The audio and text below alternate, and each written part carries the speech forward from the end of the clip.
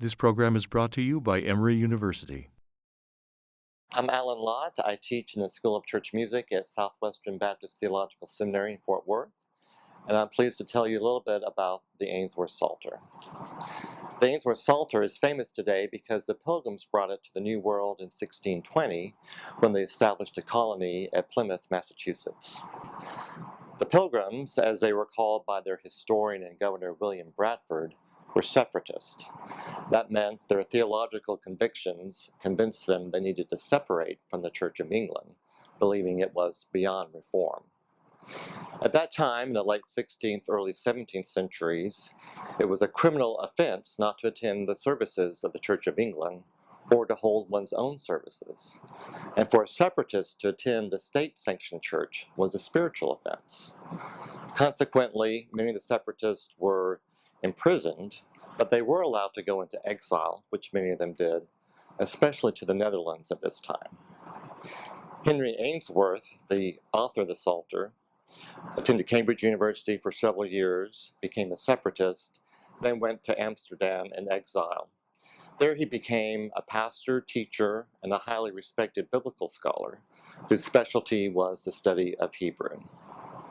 In that regard, he published translations of the first 5 books of the Old Testament, the Book of Psalms, and the Song of Solomon, each with extensive commentaries about the original Hebrew text. His Psalter came first. It was published in Amsterdam in 1612. A compiler of the Psalter faced 2 somewhat antithetical goals.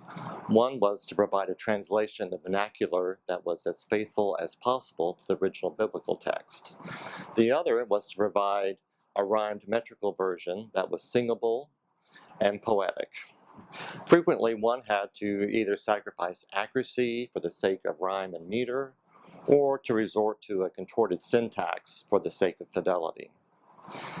Ainsworth's rather simple but brilliant solution was not to choose between the two, but to have both. So in one column, he had a prose translation that was as accurate as possible. In the second column, he had his rhymed metrical version to be sung. Still, as a scholar, he admitted that he was willing to strain now and then the rules of poetry for the sake of accuracy. As further evidence of his scholarship, he included annotations at the end of each psalm that further explained the subtleties of the original Hebrew text. Ainsworth was not a composer, but he did include 39 unharmonized tunes that appeared in earlier French, English, and Dutch psalters. He claims in its preface that he sought the gravest and easiest tunes. Grave was a common term at the time to describe what many people thought church music should be, solemn and devotional rather than lighthearted or frivolous. His tunes might have been grave, but they were not the easiest. In fact, many of them were longer and much more complex, with fewer repetitions of melodic ideas than the typical psalm tune at the time. Still, we know the Pilgrims, at the time they left Leiden and the Netherlands for America, according to one of their members, they had many in the congregation that were very expert in singing. We know the Pilgrims sang the Ainsworth tunes until 1692, at which time they had to admit the tunes were too difficult, and the church voted to sing the easier tunes associated with the base psalm book. Until that time, just over 70 years in the New World, a couple of generations of the members who had known the tunes well had passed on, and musical literacy seems to have declined.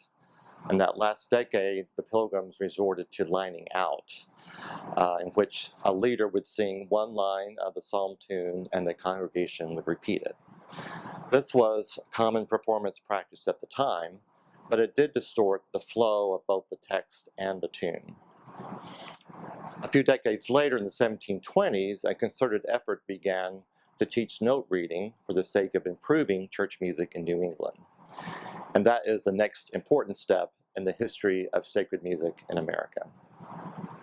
The preceding program is copyrighted by Emory University.